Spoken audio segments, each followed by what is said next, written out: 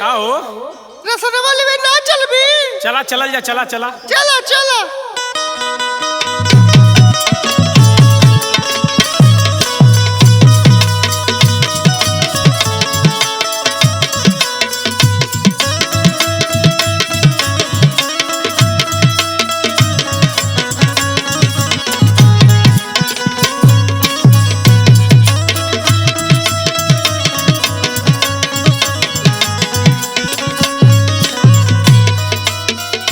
करे तो फिर आ गई।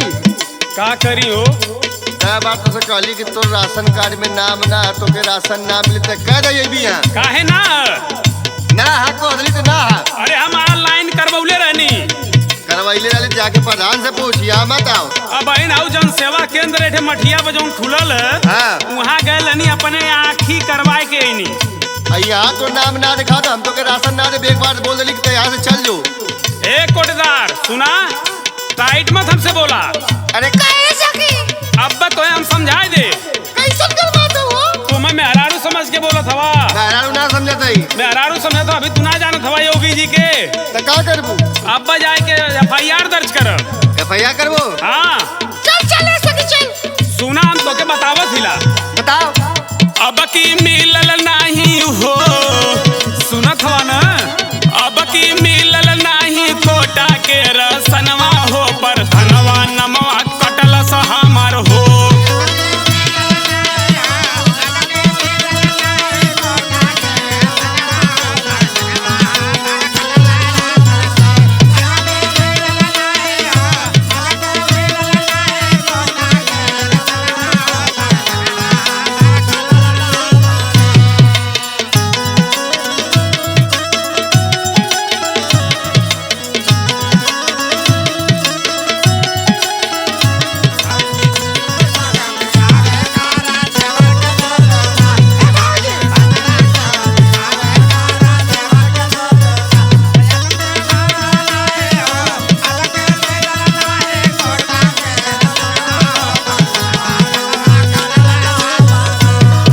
ये सखी सुना न सुनाओ।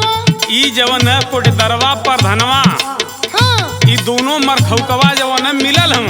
अरे रे रे तेरी जबान संभाल के। अरे तू सुना न पहले। तू मेहरारू समझ के समझत हवा।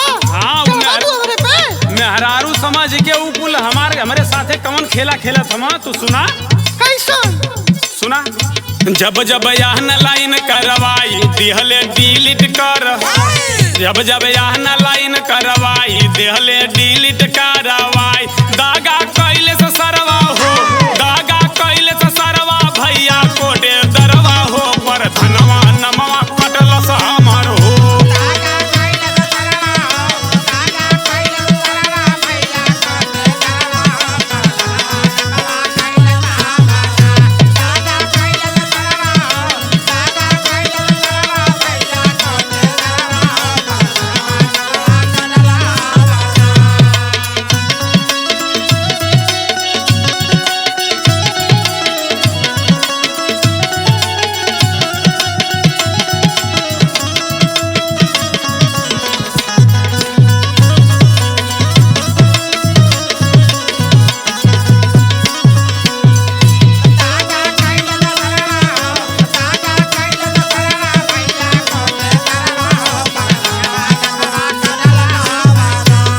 ए सखी जानत हूँ हम इन लोगों की ऐसा शराब दे देव न कि लोग तड़प तड़प के मर जाइए। अच्छा तोरा ही ऐसे लोग शराब दिए। सुना बतावत हिला न।